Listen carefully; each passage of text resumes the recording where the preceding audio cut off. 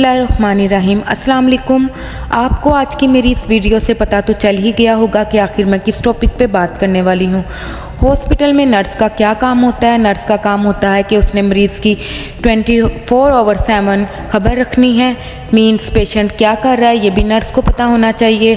Nurse सबसे पहले patient के वाइटल पे कड़ी नज़र रखती है, इसका बीपी चेक करती है, इसका हार्ट रेट चेक करती है। एक एक मेडिसिन का उसको पता होता है और उसके इफ़ेक्ट और साइड इफ़ेक्ट का भी पता होता है। और ये भी पता होता है कि इस टाइम पे ये वाली मेडिसिन देनी है और इस टाइम पे ये वाली मेडिसिन देनी है। पेशेंट दवाई लेना चाहता है या नहीं लेना चाहता ये भी नर्स की रिस्पॉन्सिबिलिटी होती है कि उसने पेशेंट को कैसे काउंसलिंग करनी है। इसके बाद वो मेडिसिन प्रॉपर तरीके से देती है और आपने श्योर करना है कि पेशेंट ने वो मेडिसिन ले ली है, उसको कोई भी साइड इफ़ेक्ट भी नहीं आया और पेशेंट पे इसका क्या इफ़ेक्ट हो रहा है।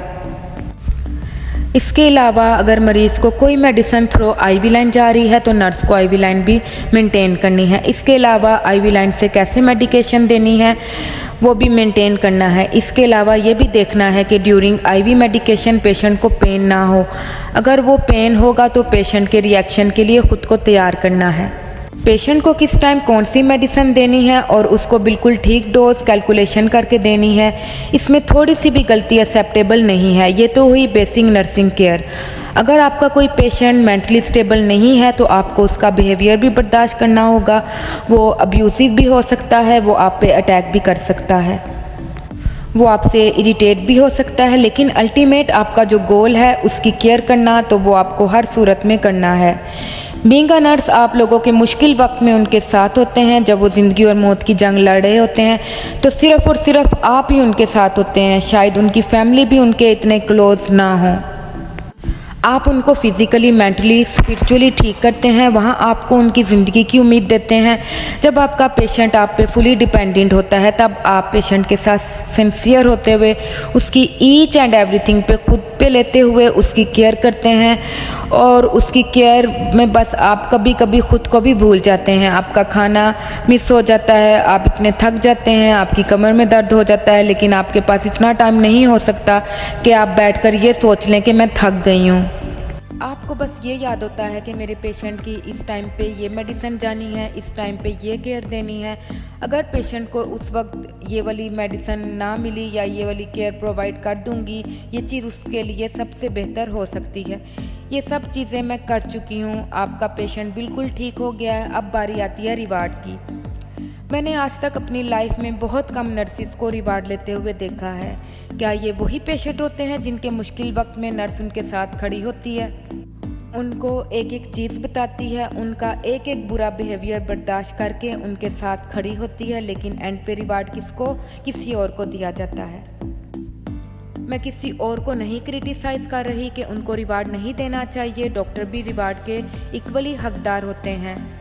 इसमें कंपैरिजन नहीं हो रहा, बल्कि इसमें मैं सोसाइटी की बात कर रही हूँ। आखिर नर्स को रिवार्ड देना क्यों ज़रूरी नहीं समझा जाता। हम कह सकते हैं कि ये नर्स की जॉब है और ये पैसे के लिए ही कर रही है।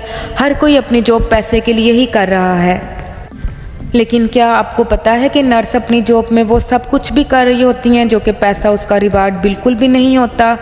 अगर आपसे कोई एक्स्ट्रा पैसा डिमांड नहीं करती, जस्ट वो आपसे क्या डिमांड करती हैं ये तो सबको पता है। Just a word of thank you. इस वर्ड का कोई पैसा नहीं है। जस्ट इस वर्ड से नर्स का दिन अच्छा हो सकता है, उसकी सारी थकावट उतर सकती है, उसे अपने सारे दिन का भूखा रहना भूल सकता है। बस उसको ये याद रहेगा कि उसने अपने जो पेशेंट पे वर्क किया है उसको इसका रिवार्ड मिला है। मैं एज अ नर्स एक बात ज़रूर सोचती हूँ कि जब मुझसे माइनर सी मिस्टेक हो जाती है तो उसको इतना हाईलाइट किया जाता है, उस पर स्ट्रिक्ट एक्शन लिया जाता है, जबकि मैं एज अ नर्स कई ऐसे काम कर जाती हूँ कि जो कि अपनी जॉब को छोड़कर पेशेंट के लिए मैं कर जाती हूँ, तो उसका रिवार्ड मुझे क्यों नहीं मिलता, आखिर कब मिलेगा। मैं सोसाइटी को एक बात करूँगी, अगर नर्स ने आपका मुश्किल वक्त में आपका साथ दिया है तो आपको अच्छे टाइम में उनको अप्रिशिएट करना चाहिए। ये मत भूलना चाहिए कि उन्होंने आपको किस ट्रॉमा से, किस चीज़ से निकाला है। और एज अ नर्स हमें दूसरी नर्स को भी अप्रिशिएट करना चाहिए ताकि वो ज़्यादा से ज़्यादा अपने पेशेंट की केयर में बेहतरी ला सकें। बट जस्ट अगर आप उनकी जस्ट खामियां नोट करेंगे तो शायद एक ना एक दिन हमारी हिम्मत जवाब दे जाए। आई होप मेरा ये पॉजिटिव मैसेज आपके लिए पॉजिटिव ही रहा होगा। मैं उम्मीद करती हूँ आपको मेरी इस वीडियो से बहुत ज़्यादा इन्फॉर्मेशन मिली होगी। वीडियो अच्छी लगे तो चैनल को सब्सक्राइब कर लीजिए और बेल आइकॉन वाला बटन क्लिक कर लीजिए। टेक केयर, अल्लाह हाफिज़।